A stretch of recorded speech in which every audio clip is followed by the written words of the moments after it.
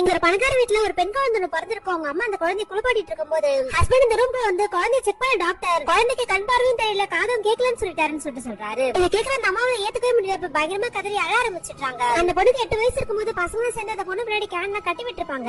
இந்த பொண்ணோட அம்மா தான் வந்து இப்ப அதெல்லாம் கட்டி விட்டுறாங்க. இந்த பொண்ணு டைனிங் டேபிள்ல இருக்க சாப்பாடு எடுத்து சாப்பிடலாம்னு சொல்லிட்டு பாக்கும்போது அங்க வச்சிருந்த கேன்ல தெரியாதனமா தட்டி விட்டுறாங்க. அந்த டேபிளே இப்ப பத்தி எரிய ஆரம்பிச்சிடுது. ஆனா அந்த பொண்ணுக்கு எதுவுமே தெரியாம அவ பாட்டு அங்க நடந்துட்டு சாப்பிட்டு இருப்பா. இந்த வீட்டுல இருக்கவங்க சேர்ந்து எப்படியோ அந்த நெருப்பை அணைச்சிடுறாங்க. இதை பார்க்க அந்த பொண்ணோட அப்போ மெஷரால டெய்லி ஒரு பிரச்சனை வந்துட்டு இருக்கு. இதுக்கு மேல என்னால பொறுமையா இருக்க முடியாது. அவளை எங்கன்னா ஒரு ஆசிரமத்துல சேர்த்து விடலாம்னு சொல்றாரு. ஆனா அம்மாக்கு அதுல சுத்தமா விருப்பம் இல்ல. நான் அதுக்கு ஒத்துக்கவே மாட்டேன்னு சொல்லிட்டாங்க. உங்களுக்கு ரெண்டாவது இப்ப சாதாரண ஒரு பெண் குழந்தையுமே பிறந்திருக்கும். அந்த குழந்தை தொட்டில தூக்கிட்டு இருக்கும்போது மெஷல பொம்மையை படுக்க வைக்கிறதுக்காக அந்த குழந்தைய கீழே தள்ளி விட்டுறா. அந்த குழந்தை இப்ப பயங்கரமா அழ ஆரம்பிச்சிடுது. இதை பாக்குற அப்பாவும் பொறுமையா எழுந்து இந்த பொண்ணு போட்டு படிக்க ஆரம்பிச்சிடுறாரு. அம்மா தான் அப்படி தடுத்து தயவு செஞ்சு அவளை புரிஞ்சுக்க ட்ரை பண்ணுங்க. அவளால நம்மள மாதிரி பார்க்க முடியாது, கேட்க முடியாது, பேச முடியாது. ஏன் அந்த குழந்தைகிட்ட இப்படி நடந்துக்கிறீங்கன்னு சொல்லிட்டு கேக்குறாங்க. இப்ப நைட்டு படுக்கும்போது ஹஸ்பண்ட் கிட்ட ஒரு மாதிரி ஸ்பெஷல் குழந்தைங்களுக்கு சொல்லி தரதுக்காக டீச்சர் இருக்காங்க, அது மாதிரி யாராச்சும் அப்பாயின்மெண்ட் பண்ணலாமான்னு சொல்லி கேக்குறாங்க. அதனால இப்ப இந்த பொண்ணுக்கு சொல்லி தரதுக்காக டீச்சருமே வீட்டுக்கு வந்துட்டாரு. இது மாதிரி ஒரு குடிகார டீச்சர் தான் நம்ம பொண்ணுக்கு சொல்லி தர போறாருன்னு சொல்லிட்டு அப்பாவுமே புலம்பிட்டு இருக்காரு. வந்தவரு பொண்ணு எங்க இருக்கான்னு சொல்லிட்டு ரூமுக்கு போய் பாக்கும்போது அந்த பொண்ணு கட்டில் கீழே படுத்துட்டு பிளேட் எல்லாம் தூக்கி போட்டு உடைச்சிட்டு இருப்பா. இவரு கீழே குனிஞ்சு ஃபர்ஸ்ட் டைம் அந்த பொண்ணு பாக்குறாரு.